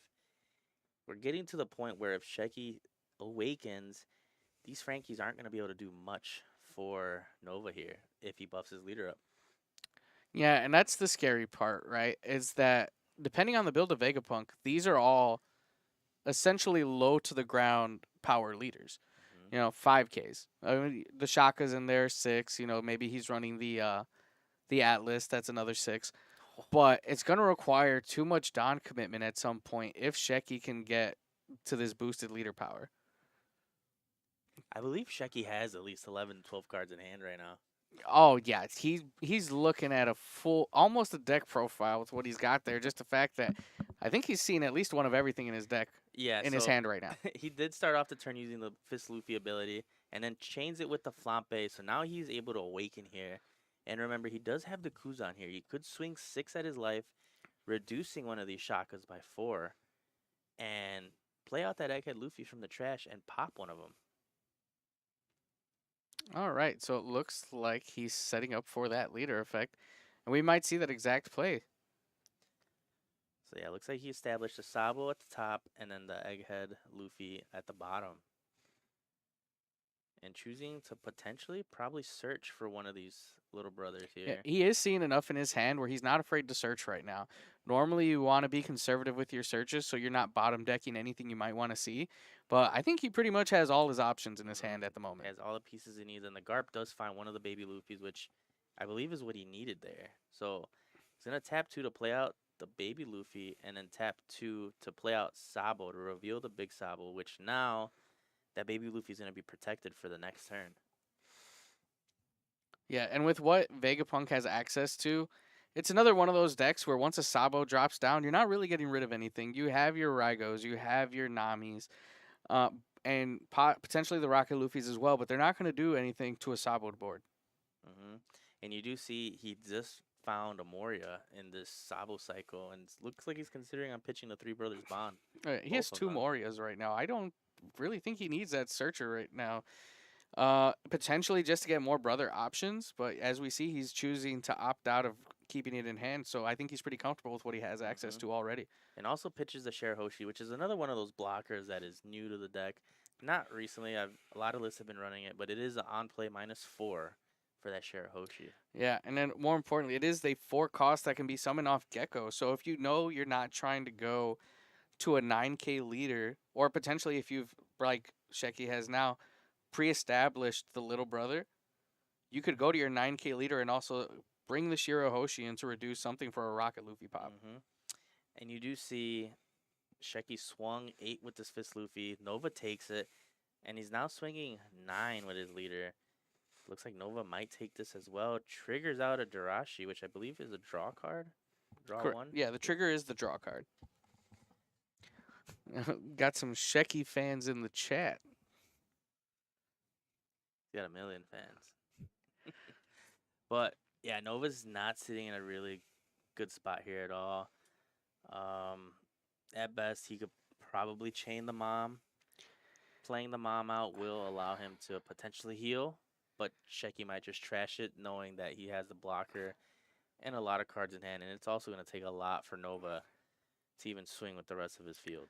Yeah, I feel like Shecky's confidently in a position where he is gonna just if that big mom comes down, he's pitching his life and just start threatening the Vegapunk. He has a very comfortable board at the moment. He has multiple geckos in hand where he can just play the safe game and keep cy- not cycling per se, but he can just keep doing the gecko combo until he has a full board of 9K bodies and big brothers and just go for game like that. There's no way that Vegapunk can comfortably start overhealing here to where he's in a safe range. hmm And you do see Nova plays out the Katakuri, putting the Shaka into his life, and then using leader ability to put Edison in the life. Yeah, putting the Edison, depending on what I assume his hand is not looking great. The Edison trigger, I believe, is draw discard, activating the on play effect. Basically, another Sabo for a Vegapunk. But if that's what you're looking for off your life, I'm assuming you're trying to get rid of some things from your hand at this point. hmm And the Katakuri is not in a good spot here because Sheki does have this Kuzan that can swing for 5, reduce the Katakuri by 4, and then pop it with the Egghead Luffy that is in his life, which is what he's opting to do here, looks like. Yeah, that's the problem when you let the Kuzan stick. It just pretty much guarantees that the BY Luffy the BY Luffy's never gonna willingly turn it sideways for no reason. So if you don't have the removal, it just guarantees that when you finally establish a threat against them, they're like, that's fine, I have the answer for it. And he chooses to block with the Shaka. That gets the free block, but that's not Sheki's goal. Sheki's goal was to pop the Katakuri. Ends up doing that with the Egghead Luffy there and gets the draw as well, continuing to fill up his deck profile of a hand. I'm pretty sure Sheki is sitting on a good potentially quarter of his deck right now in his hand. Yeah, and you do see now he's applying pressure with this Fist Luffy here, swinging 8 at Nova. Nova decides to take it to trigger the Edison, and he's gonna draw 2, and looks like he's gonna have to pitch that stage. It's not gonna do anything for him here. Yeah, no, at this point, Looks like Raigo as well. Looks like he's choosing to hold on to counter. oh, you have to. I mean, the Raigo right now with what Sheki has established on board, you know the Sabo chain's coming, right? hmm There's already once you've seen the first Sabo, it's more than likely getting chained. That Raigo's not doing you any Yep, favors. and he does have the other Sabo in the trash to be able to chain them. Hmm. And we do see Sabo and Luffy, both babies. Looks like he's debating if that's what he wants to do here. Yeah, well, because right now you can. I feel like it's the ideal scenario, right? You get the Sabo, you chain Rocket Luffy more than anything. I assume more than anything, because there's a lot of 4 cost bodies on board. You're getting rid of them. Yeah, yeah, you can get rid of the Shaka, but Vegapunk right now, it's gonna have to use the Shaka just to stay alive. So you clear everything else. There's really no threats on the board to you right now. hmm This is Sheki's game to win or lose. If he's just in the perfect state right now. Yep. And you do see he ends up pitching the Three Brothers Bond for his leader ability, plays the Sabo on the top and the Egghead Luffy on the bottom. And again, that's just to protect that baby Luffy using the Sabo ability, and swings 11 into Nova here. Nova activating that Shaka trigger, giving him two blockers now. Yeah, at this point, no point for Sheki to be afraid. Although Nova is wide on the board, he's sitting at a 9K leader. If he wants to swing at him, he's going to have to invest on all the characters, and Sheki's sitting on a lot of cards in hand as well. And not just 9K leader, but 9K leader 1 life. So 9K leader 1 life with 2 blockers. 2 blockers and a good chunk of his deck in his hand at the moment. I've never seen a more comfortable spot right now. And then what again with the fact that Vegapunk's cards are very low to the ground with the 5 and 6K bodies, it's going to require too much Don commitment to even think about swinging at the Luffy. As a, you get at best two, potentially three swings out of 10 Don. It's not Hmm. great. Not a great position. He would have needed to at least establish more bodies like the Katakuri, but unfortunately, Sheki did have that Kuzan there to remove it. And Oh, opts to play a 7 mom here, and I believe this is just a trash for Sheki here. oh No yeah, point in even giving him a life here. yeah, yep. And then he chooses to trash it as predicted. It's again, it's just too comfortable of a state. Yeah. Even if he didn't have that life, the fact that he can again choose to, while at 0 life, be like, I'm gonna trash my non-existent life off that card. Uh, Great spot for him. But I think Nova at this point is just trying to establish a bigger threat on the board. Yeah, and you do see puts the Lilith in life, which will allow him to play out Lilith from life and search a card. The better option, specifically because it has no counter as well, and it Hmm. could potentially find you a counter here. Yeah, it could potentially bring another 2K into his hand. You know, not essentially game changing, but puts you in a better position than what you are now. Hmm. And you do see he swings the Shaka into the Luffy. Sheki decides to give him the Sabo there. Yeah, when once Luffy is in this position, they're not afraid to give up their sabos because they know that they're gonna come right back. Hmm. It looks like he's trying to see what the Lilith does. Yeah, probably just gauging the potential threat of that body coming on board, if it'll change his swings. But it looks like he's just at the point where he's gonna have to force Nova to give up that hand. Yep, starting with swinging 8 with this Luffy here. Fist Luffy.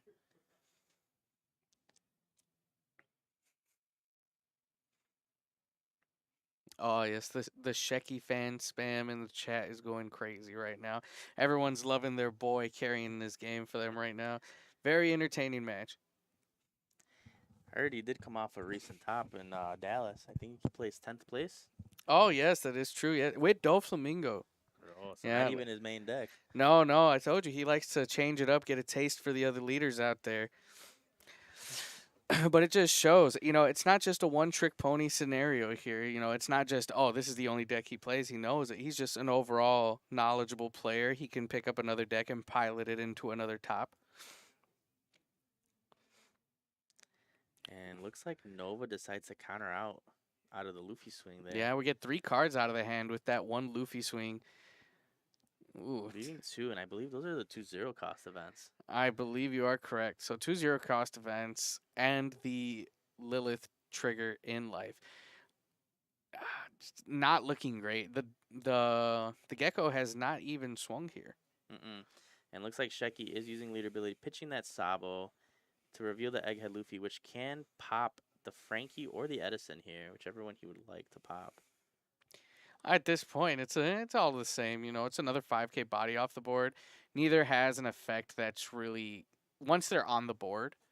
It's not really game changing or not game state altering. Yep. It's just the on play and that's it. Whereas ideally, if you could get rid of one of these blockers, that would be great. Mm-hmm. But unfortunately, no reduction available. Yep. And he chooses to pick the Edison there, and now he's pressuring with this Gecko Moria here. Swinging 9. He's going to have to give up a Shaka or take the life with the Lilith here. And opts to do the Lilith. All right, let's see what we get off this Lilith search. Oh, so we do see an Edison, which is a good 2K And a option. Pythagoras.